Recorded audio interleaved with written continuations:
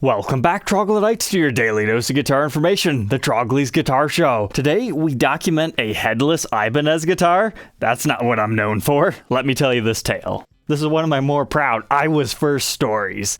Okay, so early 2019, a brand new YouTube channel comes up called Ichika Nito. I found him when he only had like 6,000 subscribers, and I was blown away by his guitar skills. He's got this whole two-hand tap, super melodic, crazy stuff. Like, it's unfair how good that guitar this guy is, but, you know, at the same time, very fair, because he's probably worked his butt off to be able to play to this level. But he's a Japanese musician, and he always had a very witty title. Everything was well under 60 seconds when he first started, and it leaves you wanting more. It's a no-brainer that this guy's now at 2 million plus YouTube subscribers. I'm not sure if he had a following before the YouTube stuff, but if nothing else, check Ichika out because he's a great player. And imagine my surprise when my musician's friend rep emails me saying, hey, I think you might like this one. Ichika gets a signature model from Ibanez. Now, Mr. Burgess, if you're out there, I deeply miss you at that company. Please come back. But I wish you luck wherever you are now. Maybe reach out to me. Let me know you're okay. I never got that confirmation. So I'll be honest, there were a lot of times when I was thinking, is this really the guitar I should be reviewing and demoing? I don't know anything about headlesses. I mean, we've done the Headless SG before.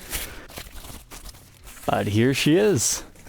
It's kind of like a Stratocaster meets some headless designs, and it's got a whole bunch of other weird stuff going on here. Let's talk about it. So first impressions, it's a very nice satin finish. It really reminds me of the Fender Japan Junior series. It's kind of that eggshell feel to the satin finish. I mean, satin finish, if you just say that, you don't have any idea exactly what it is because there's so many different kinds. But this thing feels so small. Like, I could understand why he would like it because the neck is really into the body so he can kind of rest and do his whole tappy stuff. It helps him to focus on what he needs to do. But this is just hilarious. I guess it's technically not a headless guitar. It's just the tiniest little headstock you've ever seen.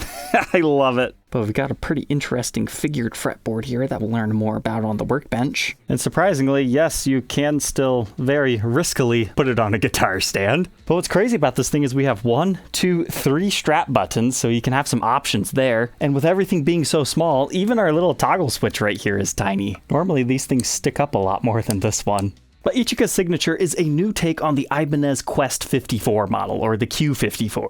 Pretty much the biggest difference is this has the SSS setup versus the HSS setup, so you don't have the humbucker in the bridge because Ichika likes those single coil sounds. So if you're having a hard time finding one of these things in stock and you don't want to wait a year, you could just buy one of the Quest models because they are readily available. It'll just be the main difference being that pickup.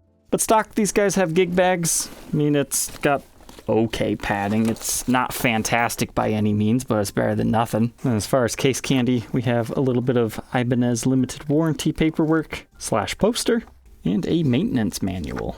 So no COAs or picture of Ichika or anything for $1,000. So it might not be my normal guitar, but hey, let's go ahead and throw this thing on the workbench and, you know, see if I actually end up liking it. There's definitely some interesting specs we need to talk about today.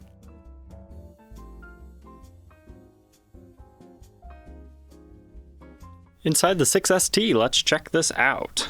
First thing you'll notice when you take the pickguard off, you can see that it is indeed routed just for 3 single coils. So if you want that humbucker in the bridge, buy your regular one, not the signature Ichika version. But this all has shielding paint within it. And I was surprised to find these pickups run on a quick connect system. So if you're familiar with EMGs, it's pretty much the exact same thing there. But the pickguard itself kind of looks like a modified Telecaster layout, but you've got your 2 single coils in here. And this is what the backside of them look like. They're just called the R1 pickups, and you can see your little quick connector right there. These are not very secure connections. One little jolt, and you can actually pry these up, so you gotta be careful not to break these solder joints. And the reason why I tell you to be careful is I accidentally broke this pickup. I'll take 40% of the blame, but I mean, to be honest, I didn't tug this hard at all. I just did my normal lift up, and then I felt something dook, so they just pinged right off there. But in doing that, I think it ripped the contacts out of the pickup itself because I tried to solder them back in, see if I could fix it, and I had no luck there. And sadly, Ibanez does not sell these pickups separately, so knowing that trick that we learned earlier, that there's other models that use these pickups, I was typing that in on Reverb to find this model set, and I just happened to get lucky. Just a few days prior, somebody lists these pickups because he was putting something else in his Ibanez. So now I've got an extra single coil.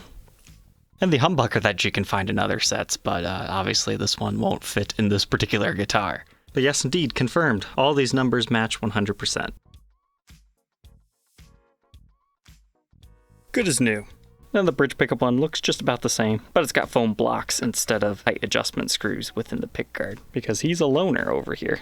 But what's kind of cool is the cover is actually secured by 4 screws that then secure it to the base plate. So technically it's a solderless cover, so you could change those out if you really wanted to. Although I'd probably suggest not messing with it because you might hurt the coils in the pickups if you don't know what you're doing.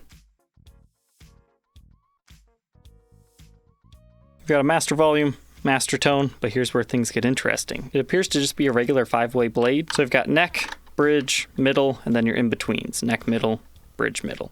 However, they call this the alter switch, and it's described as Dynamix 8 technology in here. So when you activate it, it's going to just alter the tones of the pickups. All right, so our pickup readings. The bridge pickup 7.57 k ohms, our middle position is 7.16, and the neck reads 7.76.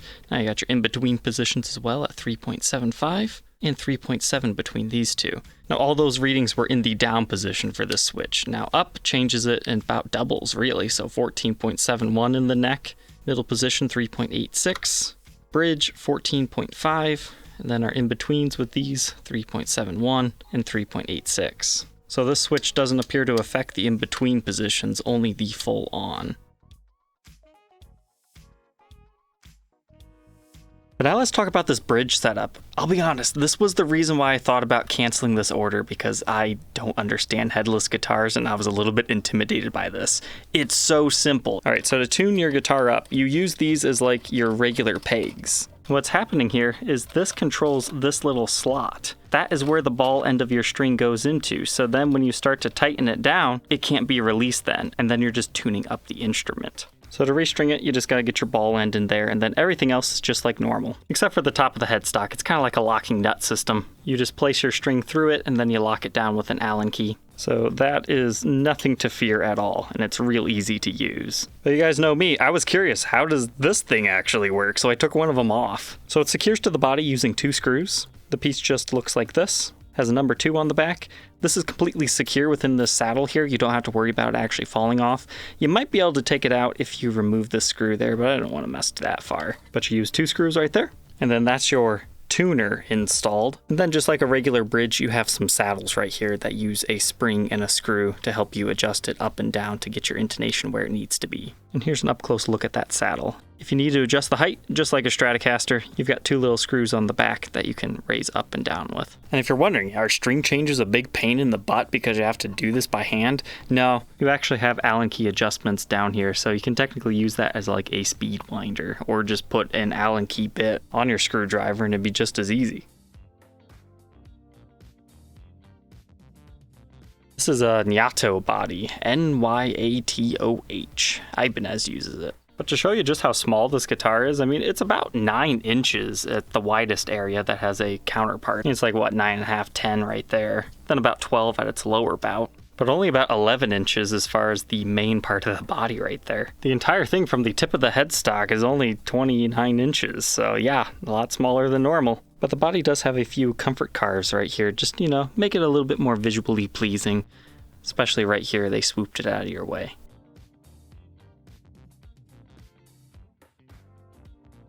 Now we'll move on to our fretboard. There's actually a little hidden surprise here. No, it's not the bird's eye figuring. Most of these do have that, by the way. So if you think this is a special example because of that, no, that's just how they're spec'd out. But it's described as a wizard roasted maple fretboard. So that's where it gets its really dark color from. But these are actually gold frets. I thought that was kind of a cool spec I didn't know to be expecting. They're Jescar EVO in style, if that means anything to you. But I really like the mother of pearl dot inlays on this, because they're staggered. When you're on this side of the fretboard, the dots are over here because it's a little bit easier for you to see when you're soloing. But the lower ones are right here, so it just kind of has a nice transition between the neck right here. But that's a 24 fret instrument, so a full 2 octaves. I would expect nothing less. In fact, I'm surprised they don't have like 27 frets or something crazy. But it's a 25.5 inch scale length with the 12 inch fretboard radius, with a nut width of 1.67 inches. That increases to 2.07 by the 12th. First fret neck depth 0.85 and 0.88 by the 12th. The first fret looks like this and the 12th like that. Now when I heard wizard neck thrown around for the fretboard, I thought this was going to be like super thin. But no, that must be referring to something else in this case, because it's actually a really nice rounded C-shaped neck profile. I'm not going to say it's a huge neck, but it's got such a comfortable roundedness to it that it feels like a bigger neck than I was expecting. And I do believe these might be the lumen lays, so they should glow in the dark. And yes, I can confirm that using the black light here. And here's what the rest of it looks like while we've got it on. The other thing about this fretboard is it seems thicker than other fretboards, but maybe it's just an optical illusion.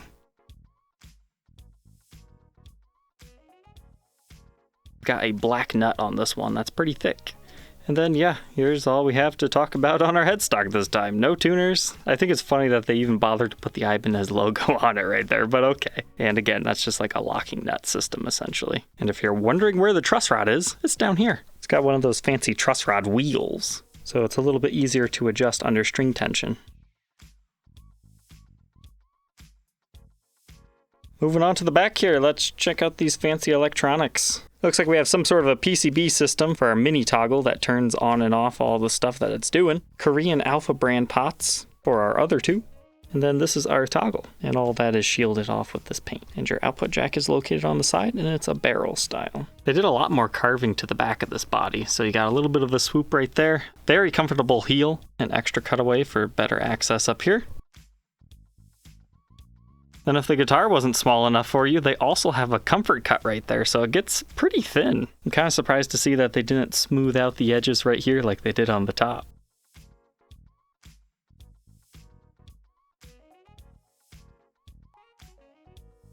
But check this neck out. It's roasted maple and babinga. I've always thought babinga is like the coolestly named wood. I mean, this one's got a whole bunch of wood grain going on here. It almost has some Purple Heart-like characteristics to it because, you know, there's a little bit of purple in there. And then your serial number is on the back side of the headstock, and you can see right here how the locking nut system is installed to the headstock. Then we've got our model number here. But hey, how cool is that? This also has a volute, even though it doesn't really need to protect anything. All said and done, this is a ridiculous 4 pounds, 13 ounces. That's a light guitar. Let's go ahead, plug it in, and capture some of these tones.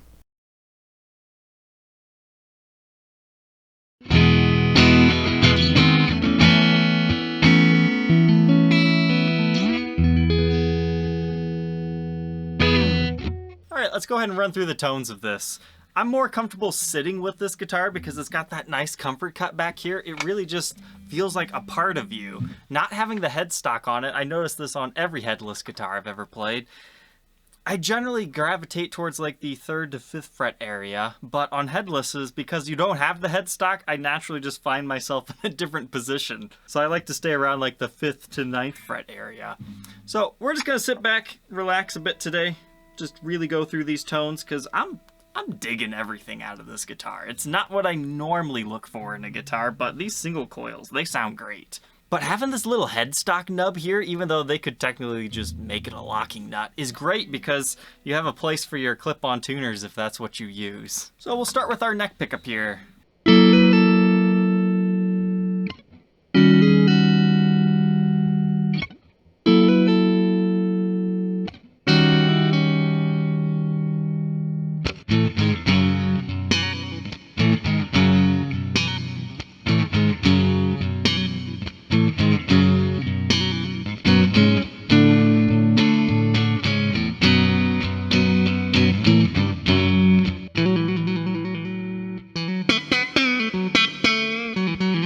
Quite the nice neck pickup. You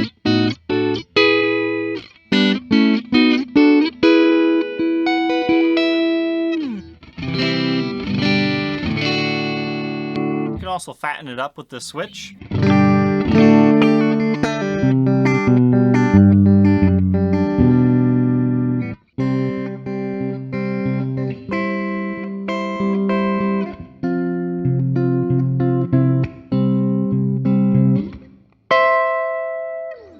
Now we'll try the bridge.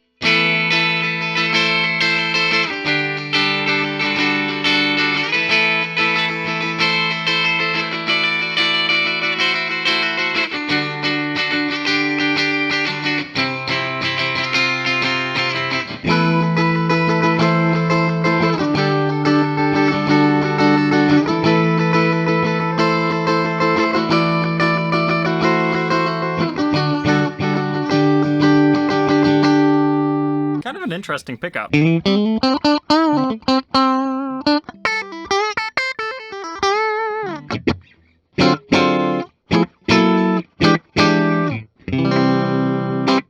of blends Stratocaster and Telecaster. That was the up position there. Here's the down again.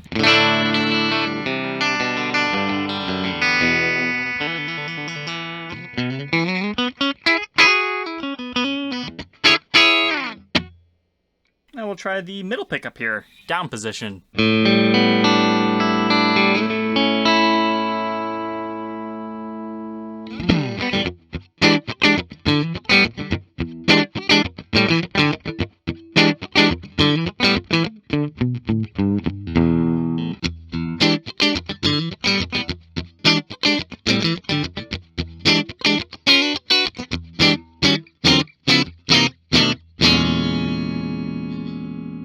Now we'll try our in-between positions, but remember, you can't do the up and down with these guys. It just sounds the same.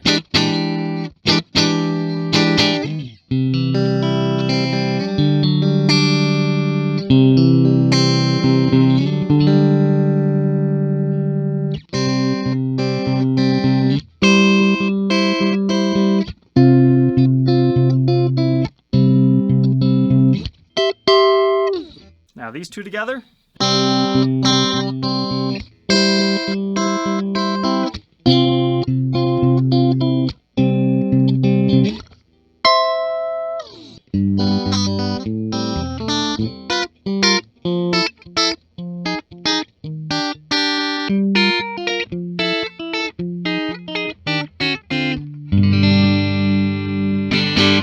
As far as clean tones go, I'm really digging this guitar. I don't even want to put the distortion on, so I think that tells you a lot. Imagine this with some reverb and delay and stuff. Yeah, that'd be good. All my effects are always added after the fact.